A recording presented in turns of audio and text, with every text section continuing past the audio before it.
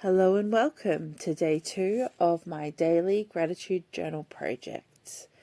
I am working on this project, which I've been wanting to do for quite a long time, where I just take a few minutes to write down the gratitudes I have for each day.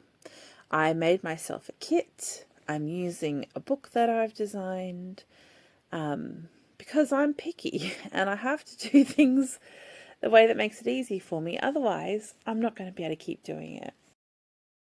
I have successfully got this far though. On day 2, it may not sound impressive to you, but I'm still feeling cheerful about it. I am working on putting some colour down first, which I don't know that I necessarily have an order to how I want to do this, but sometimes when my brain is feeling slow, starting by putting some colour down, which in this case is some washi tape. I find that washi is amazing and a great way to put colour down, except when it decides it hates you like this one.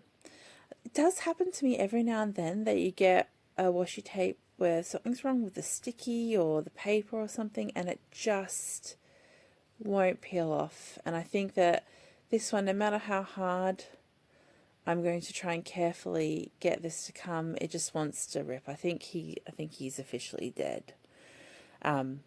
Which is a loss. I may have to go back to my washi container and pick a replacement washi tape. My first gratitude for today is painkiller. I'm so grateful that I live in a place and a time where I have really easy access to painkiller and I can manage my pain relatively effectively.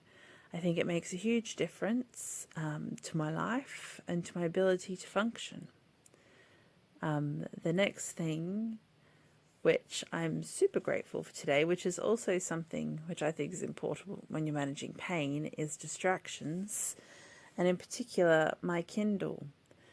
It's quite interesting, but as a child and a teenager, once I caught the reading bug, I was a fairly ferocious reader and I loved to read, and I would read quickly and I would consume a lot of books. We would go to the library and I'd just come home with a bag full of books. When my sister and I were excitedly waiting for a new book to release, we had a deal that I got to read it first because I was a faster reader and I was just so excited to consume the story and get to the end of it and find out everything that was happening. But as I got older and I had other demands placed on me, I couldn't read in the way that I used to. And I think for a long time I convinced myself that I couldn't read fiction anymore.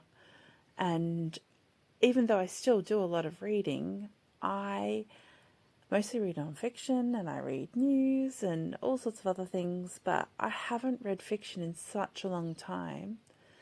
And I just told myself I couldn't do it anymore. It wasn't something that I had the ability for, that I'd lost it. And recently, I started to question that a little bit. And I bought myself a book and I read it. And even though the way I consumed it was different to when I was younger, it worked. And I loved it. And the experience was a little bit different, but I loved it just the same. So I have been using my Kindle a lot more. I actually have a free trial to Kindle Unlimited at the moment. And I'm reading books and it's making me so incredibly happy. At the side of this page, my decorations were making me feel a bit sad, but now that we've got some yellow, I'm feeling much better about it.